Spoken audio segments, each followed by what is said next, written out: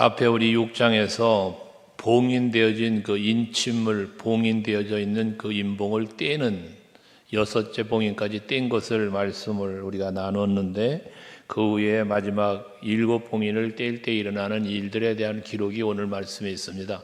특별히 앞에 6장 17절 말씀에 보면 그들의 진노에 큰 날이 이르렀으니 누가 능히 서리요 라고 하더라 했는데, 그 질문에 대한 답이 바로 오늘 이 7장의 말씀이라고 볼 수 있습니다.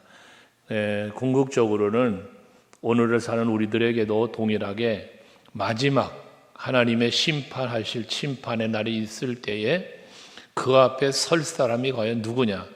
여기서 선다는 의미는 뭐냐면, 심판받아 영벌에 들어갈 사람들도 그 심판 앞에 서겠지만 그걸 말하는 게 아니라 보호자의 앞에 앉을, 보호자의 예수께서 말씀하신 대로 앉을 수 있는 자, 그 앞에 설 수 있는 자를 말하니까 하나님 나라에 입성하여 그 예비된 나라의 복과 은혜를 누릴 수 있는 사람을 말하는 것이죠. 저와 여러분이 오늘 하나님 앞에 모여서 이처럼 하나님 앞에 모여 예배하는 것처럼 우리 모두가 하나님의 심판의 날에 마지막 모든 우리들의 인생의 결산이 있는 날에 그 주의 영광의 보좌 앞에 설 수 있는 여러분 모두가 되시기를 먼저 축복합니다. 네, 이러한 질문을 던질 때에 이 사도 요한에게 예수께서는 계속해서 그날에 있을 일들에 대한 그 상황을 보여주시고 말씀해 주시는데, 2절을 보니까 그날에 이 일 후에 네 천사가 네 땅 모퉁이에서 일어났는데, 그 말씀에 보면 오늘 7장 1절 말씀이에요. 이 일 후에 내가 네 천사가 땅 네 모퉁이에 선 것을 보니 땅의 사방의 바람을 붙잡아 바람으로 하여금 땅에나 바다에나 각종 나무에 불지 못하게 하더라 라고 합니다. 이 네 천사가 땅 모퉁이에서 네 모퉁이에서 섰는데 거기에 있는 각 바람을 붙잡았대요. 그래서 이 바람이 불면 땅이나 바다나 나무나 이 바람이 불면 흔들리고 바다는 풍랑이 일 것이고 뭐 태풍이 또 벌써 온다고 그러던데, 이런 뭐 육지에도 엄청난 어려운 일이 생기고 그러잖아요. 나무들은 뽑히고 흔들리고 꺾이고 막 이런 거. 그런데 바람을 붙잡고 바람이 불지 못하게 하더라라고 말씀을 하는 거예요. 이게 무슨 의미냐 하면, 바람은 세상의 힘, 세상의 권세를 의미해요. 그래서 세상에 많은 그 강한 바람 같은 힘이 이 예수를 믿고 또 교회를 핍박하고 예수 믿는 자를 박해하고 하던 그 마지막 시대에 그들로 하여금 그 핍박과 모든 것이 멈추어지게 하시는 그런 하나님의 보호, 하나님의 그 섭리를 말씀하고 있다고 봅니다. 그래서 세상의 힘을 제어하는, 그 제어하는데 바람이 불지 못하게 한다고 했는데, 그 힘을 제어하는데 언제까지 제어하느냐? 2절에 보면 그 힘을 제어하는 일을 말하기를 살아계신 하나님의 인을 가지고 그래. 그러니까 이 바람을 천사들이 붙잡고 불지 못하게 하는데 그 일의 주권, 그 일을 시키시고 명하시고 주도하시는 분이 누구냐면 살아계신 하나님이라는 거예요. 살아계신 하나님께서 이제 이들을 다스리며 거기 보면 하나님의 인을 가지고 해 돋는 데로부터 올라와서 땅과 바다를 해롭게 할 권세받은 네 천사를 향하여 큰 소리로 외쳤다. 해 돋는 데부터 올라왔다는 것은 동쪽이잖아. 해 돋는 데가 동쪽으로부터 올라왔다는 것은 빛으로 임하시는 하나님의 은혜, 빛으로 찾아오신 예수 그리스도를 우리가 생각할 수 있죠. 그래서 모든 바람을 다스리시는 하나님께서 빛으로 오셨다는 건데, 그 빛은 하나님의 은혜 또는 하나님의 구원, 하나님의 능력을 상징한다고 볼 때, 그런 하나님의 능력과 권세로 천사들을 통하여 땅의 힘, 땅의 권세를 붙잡고 하나님의 심판이 이르기 전까지 해하지 못하도록 지키시고 명령하시고 있다는 거예요. 명령하시기를 3절에 그 명령의 내용이 다시 나오죠. 우리가 우리 하나님의 종들의 이마에 인치기까지 땅이나 바다나 나무들을 해하지 말아라 라고 말씀을 합니다. 빛 대신 예수, 구원의 주 예수, 그리고 모든 세상의 것들을 다스리는 다스림의 권세를 가지신 분께서 이제는 저들에게 명령을 하신 거죠. 그래서 하나님께서 하나님의 종들의 이마에 인치기까지, 즉 하나님께 택함 받은 자들, 하나님의 보호를 받는 자들, 그러한 자들이 이마에 인치기까지는 저들을 해하지 못하도록 명령하고 있다는 것이에요. 결국 여기서 하나님의 종으로 인침받는 자들이 누구냐? 하나님의 소유된 백성. 그래서 너는 내 것이다라고 지명하셨고, 베드로 사도를 통하여서도 말하지만 우리는 하나님의 소유된 백성이다라고 말씀하는 것처럼 하나님의 소유됨으로 인쳐진 자들은 해할 수 없다, 그 말이에요. 하나님께서 지켜주시는 거죠. 보호해 주시는 거죠. 우리 욥기서 이야기를 간혹 하는데요, 욥기서를 보면 마귀가 와가지고 하나님 앞에 욥에 대한 이제 이야기를 나누는 걸 보잖아요. 그때 하나님께서 욥을 사단에게 허락을 하시지만 그 선을 그었다고 그랬잖아요. 1단계는 소유의 손을 대도 좋지만 그 몸에는 손을 대지 말아라. 두 번째는 몸에도 손을 대도 좋지만 생명에는 손을 대지 말아라 라고 했다고 했잖아요. 그러니까 하나님의 그 명령에 따라 마귀가 와서 욥을 괴롭힐 수 있었지만 하나님이 허락한 데까지밖에는 안 되는 거예요. 그것처럼 저와 여러분은 하나님께 태감을 입었고 성령의 인칭을 받은 성도들이기 때문에 마귀가 여러분을 해하고 여러분을 죽이려고 해도 하나님이 지켜주시는 한 여러분 죽일 수 없고 여러분을 무너뜨릴 수 없다는 거예요.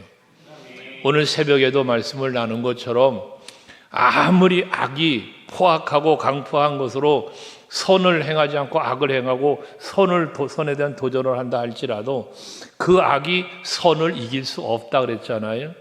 세상의 악이 하나님을 거역할 수 없어요. 이게 하나님의 권능입니다. 이 하나님의 권능이 지금 세상의 바람을 붙잡고 불지 못하게 하고 세상의 전세자들이 인침받을 자들을 감히 저들이 해하지 못하도록 하나님의 때까지 기다리도록 명령하고 계신다는 거예요.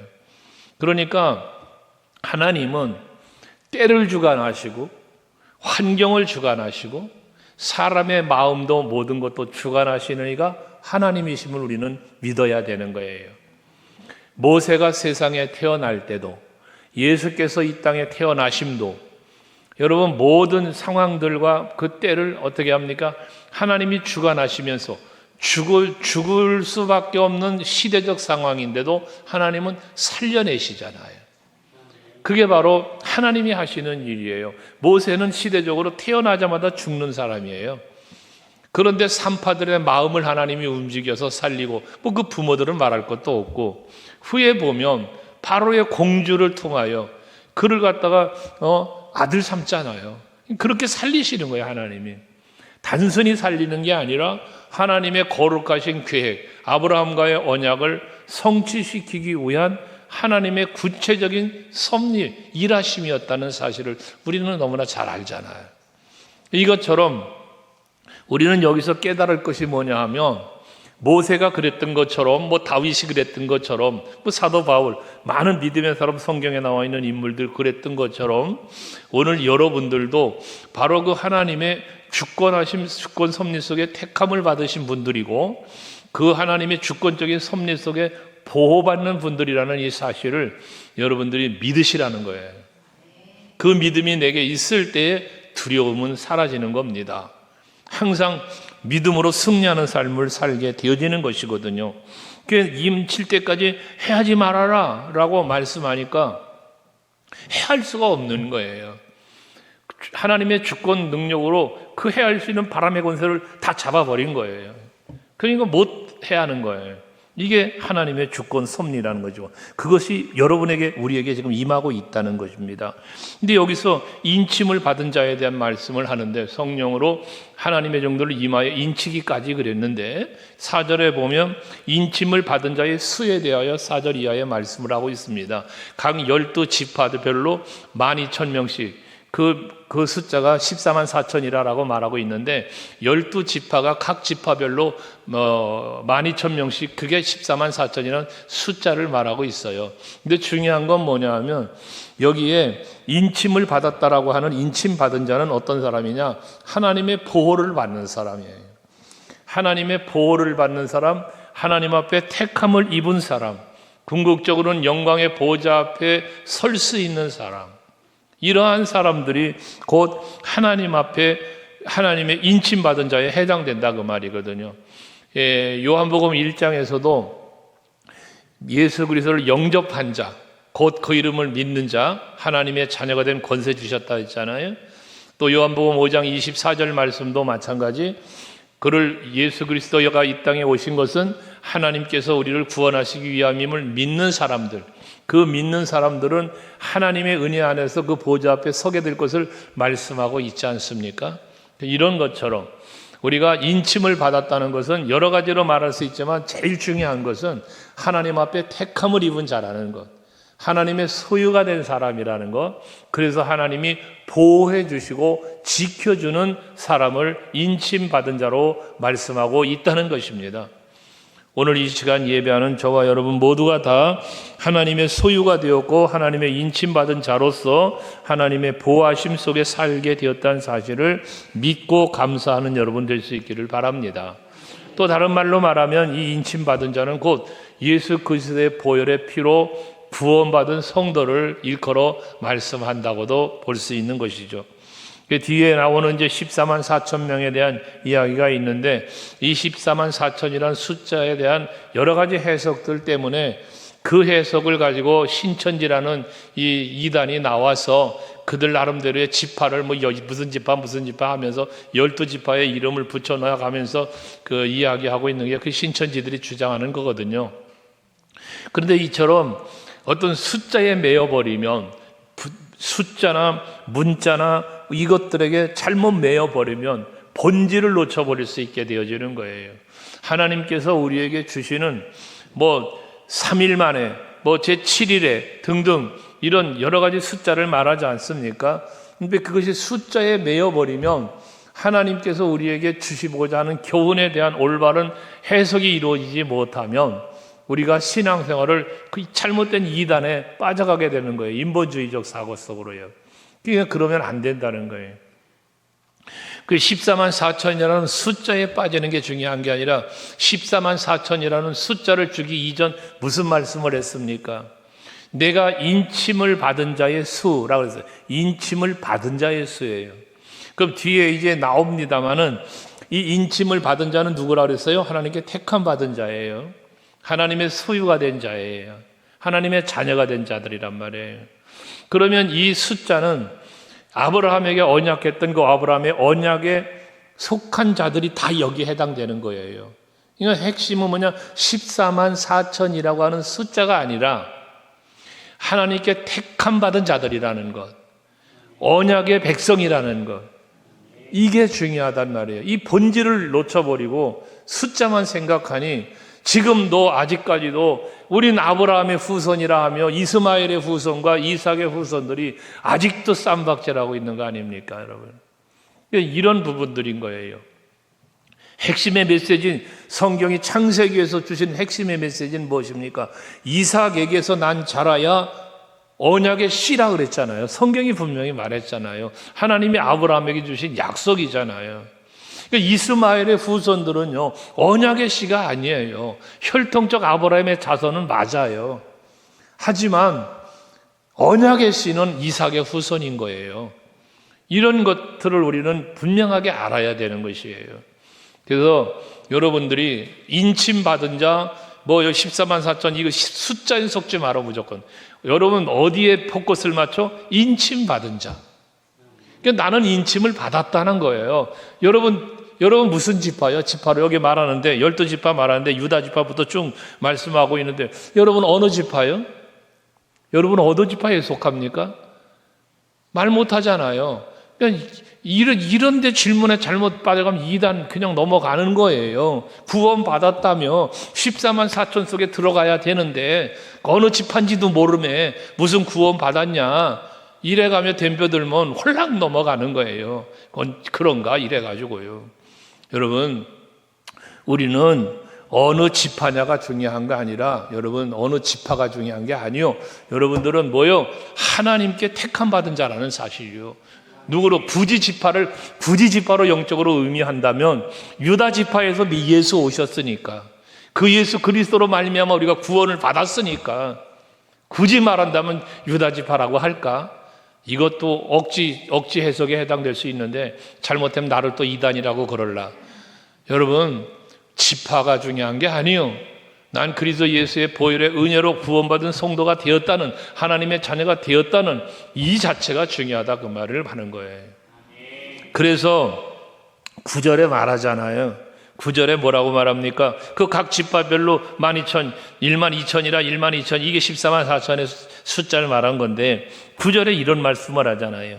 이후에 내가 보니 각 나라와 족속과 백성과 방언에서 아무도 능히 셀 수 없는 큰 무리가 나와 흰옷을 입고 손에 종려가지를 들고 보좌 앞에 어린 양 앞에 서서 이 뭐예요? 12지파에 12,000명씩 있는 숫자 말고 각 나라와 각 족속과 백성과 방언에서 이방 나라들에 이르기까지도 예요. 그러니까 이들이 다 구원받는 거잖아요. 여러분, 12사도 외에 바울이라는 사도를 하나님은 예수께서는 다메섹 도상에서 만나주시고 그를 통하여 이방인들의 구원을 얼마나 큰 역사를 이뤘습니까, 여러분? 그러니까 이것은 뭘 말하냐? 하나님께서 아브라함과 언약을 하셨어요. 아브라함과의 이 언약의 씨라고 하는 이걸 우리는 알아야 돼요. 하나님이 아브라함과 언약하시길 뭐라 언약하셨습니까? 내 후손이 번성하게 하신대잖아. 하늘의 무별처럼 저 바다의 모래처럼 수많은 너의 후손이 번성을 한다는 거예요. 이 아브라함의 후손의 번성은 혈통적 번성을 의미하는 게 아니라고 그랬죠. 메시아, 아브라함의 후손으로 오신 메시아 예수 그리스도를 통한 영원 구원을 말하는 거라고 그랬잖아요. 그래서 마태복음 1장에 보면 1절에 아브라함과 다윗의 자손 예수 그리스도의 세계라라고 예수 그리스도의 조상을 말할 때에 대표적 인물을 아브라함과 다윗으로 뽑아 말씀하신 이유가 있다고 그랬잖아요. 그것이 바로 아브라함과의 언약과 다윗과의 언약, 그 언약의 성취로 오신 이가 예수시기 때문에 이 언약의 계보를 말씀하기 위해 그렇게 말씀을 시작한 것이라고 그랬지 않습니까? 그것처럼 여러분, 우리가 하나님 앞에 인침받은 자는 각 지파별로 12,000이라는 것 외에 그 외에 각 나라, 각 족속, 각 백성 중에도 아무도 능히 셀 수 없는 그러한 무리가 흰옷을 입고 나왔다는 거예요. 앞에 서 있다는 거예요. 여러분들이 바로 그 속에 해당된다는 사실을 알아야 되는 거예요. 그러니까 여러분의 구원은 무엇으로 이루어졌냐? 여러분의 구원은 무엇으로 이루어졌어요? 여러분의 구원, 내가 하나님의 자녀가 되었어요. 내가 구원 얻었어요. 하나님 나라 백성이 되었어요. 여러분들요. 어떻게 되었어요? 무엇으로 되었습니까?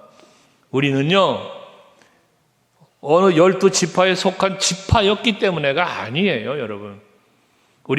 우리의 구원은 전적으로 하나님의 언약의 성취인데 또 되어진 건데 그 언약이 뭔데? 이게 예수 십자가 보혈이에요. 그러니까 우리의 구원은 우리가 하나님의 백성 되고 인침받아 하나님의 흰옷 입고 하나님 앞에 설 수 있는 자가 된 것은 오직 하나예요. 오직 하나, 예수의 보혈의 은혜. 이거란 말이에요, 이거. 우리 이걸 알아야 되는 거예요. 그래서 뒤에 그런 말씀을 계속 나오는 거예요. 10절에 보면 큰 소리로 외쳐 이르기를 구원하심이 보좌에 앉으신 우리 하나님과 어린 양에게 있도다. 그러니까 나를 구원하시는 것은 내가 인침받은 자로 그 마지막 바람을 붙잡고 인치기까지 불지 못하게 막았다잖아요. 그런 보호를 받을 수 있는 이러한 의제가 뭐로 왔다?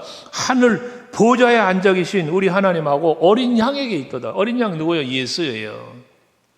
그러니까 여러분, 우리의 구원은 우리가 흰옷을 입고 그 앞에 설 수 있는 것은 전적인 하나님의 은혜고 예수 십자가 보혈의 은혜라는 이 사실을 우리는 꼭 기억해야 되는 거예요. 그러니까 주의 십자가 보혈이 아니면 우리 구원받음이 없다잖아요. 우리 찬양도 하잖아요, 여러분. 그래서 항상 예수 보혈의 은혜가 있기에 내가 있다는 사실을 늘 기억할 수 있는 거예요. 그 구원의 능력이, 구원하심이 오직 예수 그리스도의 보혈에 있다는 거지. 근데 그 보혈, 예수 그리스도의 보혈로 우리의 구원이 이루어졌는데 이 보혈은 뭐라? 아브라함과의 언약에서 이루어졌다고 말이에요. 그러므로 여러분들은 항상 기억할 것은 하나님의 언약, 아브라함과 언약. 아브라함과 언약은 계속 유효했어요. 이삭으로, 야곱으로, 유다로, 예수로 계속해서 이어져 온 거잖아요. 그 계보를 이어오는 속에 저와 여러분에게 그리스도 예수의 보혈의 은총으로 임하게 되었다는 이 사실. 이건 꼭 여러분 신앙생활에 기억해야 될 일인 것입니다. 그래서 이렇게 하나님의 그리스도의 보혈로 전적인 구원하심은 그에게 있었다. 그러니까 나의 선함과 나의 행위가 아니라 전적인 그리스도 예수의 보혈의 은혜로 나의 구원은 이루어졌다. 이 사실을 늘 기억하면 되는 거예요. 그러니까 우리는 뭐 한다? 12절에 보면 하나님 앞에 경배와 찬송을 드리는데 아멘. 찬송과 영광과 지혜와 감사와 존귀와 권능과 힘이 우리 하나님께 세세토록 있을지어다. 여기 표현한 걸 그대로 보세요. 찬송, 영광, 지혜, 감사, 존귀, 권능, 힘. 이 모든 것이 다 여호와께 있다. 하나님께 있다고 말이에요. 세세토록. 앞에 기성세대에 있었던 것처럼 아브라함으로부터 언약된 것이 계속 이어진 것처럼 오늘 우리에게까지 이르렀고 이후로도 마찬가지 영원토록 세세토록 영원토록이라는 건 그거잖아요. 그 모든 주권은 모든 힘은 모든 권세는 하나님께 있다. 하나님께. 그 영광도 하나님이 받으셔야 하고 찬송도 하나님이 받으셔야 하고 모든 것이 다 그렇다는 찬송이잖아요. 이게 감사. 이것은 뭐예요? 자발적인 찬송을 하는 거예요. 자발적 찬송. 이 자발적 찬송은 어디서 이루어졌어요? 내가 이렇게 인침을 받은 자가 되었다는 사실 앞에 자발적인 감사와 찬송과 영광이 하나님께로 드려지고 있다는 것이거든요. 억지로가 아닌 거예요. 억지로가. 여러분에게 늘 말하는 거죠. 은혜를 은혜로 알면 감사가 있고 은혜를 은혜로 알면 나는 즐거워진다. 참된 평안과 자유를 누리게 되는 거라고 그랬잖아요. 그러니까 감사는 누림이라고 늘 말씀드린 거예요. 누림. 오늘 여기 이 12절에 이 아름다운 이 찬송들은 세세 무궁토록 여호와께 있다라고 할 수 있는 이 찬송의 고백들을 이 고백을 할 수 있는 이 자체가 뭐냐? 지금 누림의 현장에 있는 거예요. 천국에 간 사람의 이야기를 우스갯소리처럼 하는 거 있잖아요. 천국에 가서 2번 놀랬다고. 첫째 놀란 것은 저 사람이 어떻게 천국에 왔어? 그래서 놀랬대잖아요. 저 사람은 지옥 갈 사람으로 알았는데 천국에 와 있더라는 거야. 그래 놀랬다는 거예요. 그러고 또 보니까 그러면 이분은 어디 있어? 올 줄 알았던 사람이 물어보니 지옥 갔다 그러더라는 거예요. 그래서 놀랬다는 거예요. 내가 생각할 땐 지옥 갈 줄 알았는데 천국 가 있고 내가 볼 땐 천국에 와 있을 줄 알았는데 지옥 가 있다는 소리를 듣고 놀랬다는 거거든요. 한 번 더 놀랬다는 거야. 야, 이 천국은 아무나 오는 게 아니구나 하고 보니까 내가 와 있더래. 그래서 3번째 또 놀랬다는 거예요. 여러분, 우스갯소리 같이 들리는 말이지만 하나님의 나라는 이거 뭔 얘기를 하는 거예요? 핵심적인 메시지가 뭐예요? 하나님의 은혜로 가는 곳이다. 내 힘과 내 의지로 가는 게 아니다. 전적인 하나님의 은혜요. 전적인 하나님의 주권이라는 거예요. 할렐루야. 그래서 저는 간혹 여러분에게 그랬잖아요. 놀래도 좋으니까 어디서 만나자? 천국에서 만나자. 놀래도 거기 가서 놀래야지 지옥 가도 똑같이 놀랄 거 아니에요. 그러니까 우리는 놀래도 좋으니까 어디서 놀래? 천국에서. 그것은 전적인 하나님의 은혜라는 사실을 기억하자는 것이고.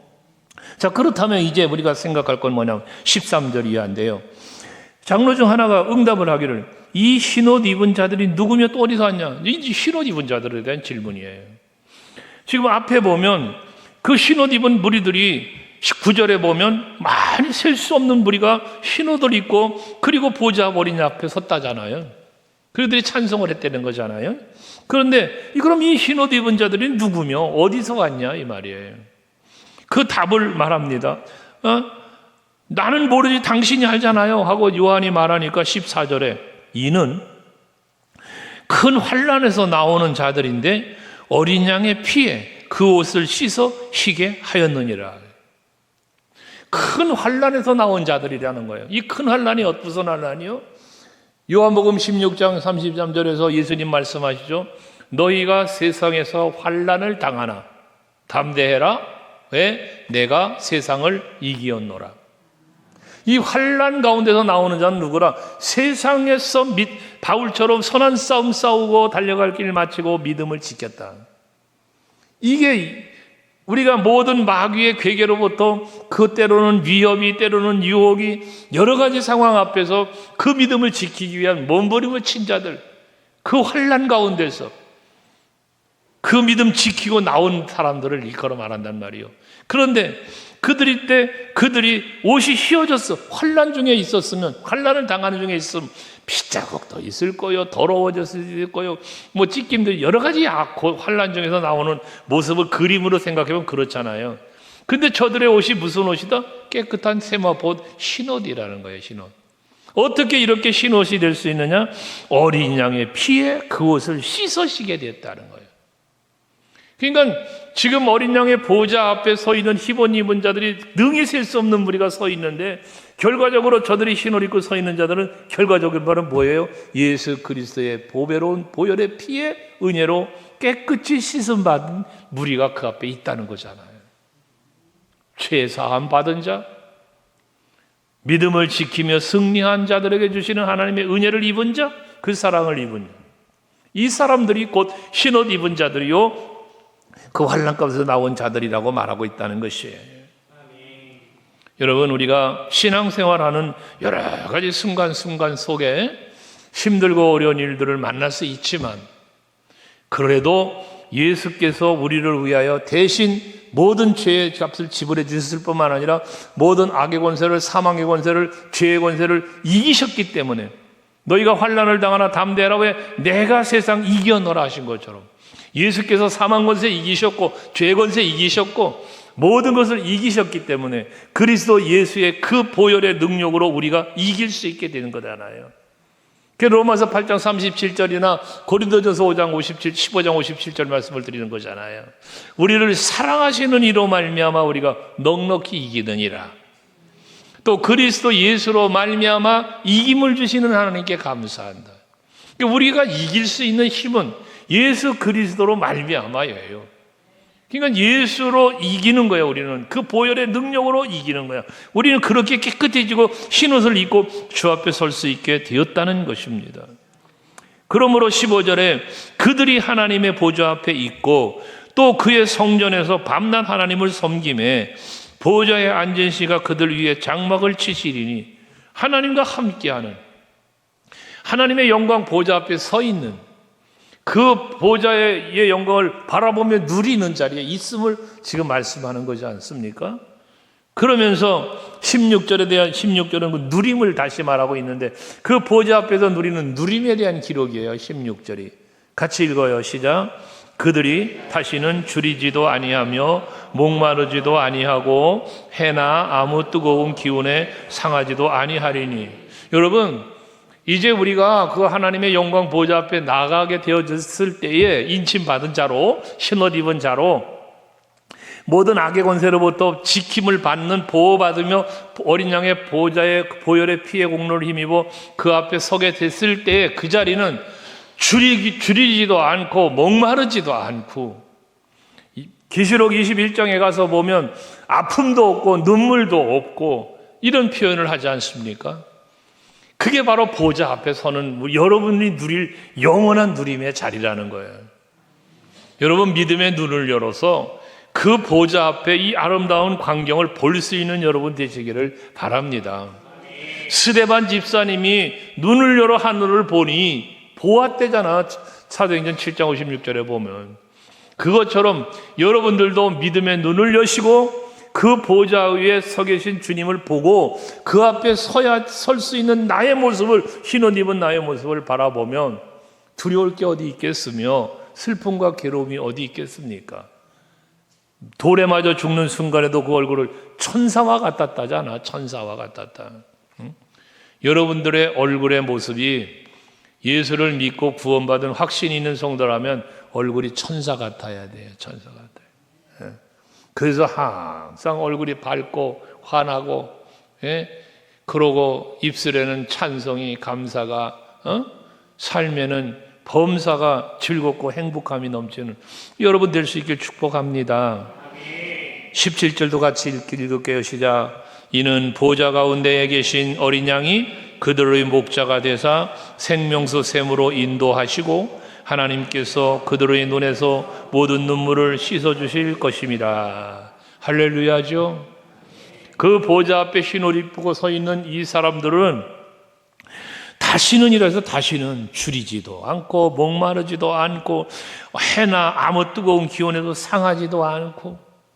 왜 그렇게 된다 그랬어요? 보좌 가운데 계신 어린 양 예수 그리스도께서 보좌 가운데 계신 예수께서 여러분들의 목자가 되셔서 생명수 샘으로 인도하시고, 이게 목마르지 않죠. 여호와는 나의 목자시니 내게 부족함이 없으리로다. 그가 나를 푸른 초장과 쉴만한 물가로 인도하시는도다.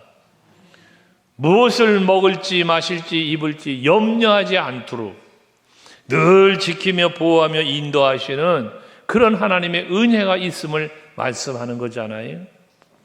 이제 우리가 주님 오실 날을 기다리며 살고 있는 이 시대에 우리 세상에서 살지만 지금 세상에서 살지언정 우리는 그 나라를 향하여 가고 있고 그 나라를 바라보며 가는데 중요한 것은 땅 모퉁이에서 바람을 붙잡고 하나님의 온전한 인침과 보호하심 속에 거하기까지는 누구도 해하지 못하게 했다는 이 사실, 지금 우리는 그런 보호를 받고 있다는 사실, 이걸 여러분이 믿으시면서 행복한 신앙생활 할 수 있길 바랍니다.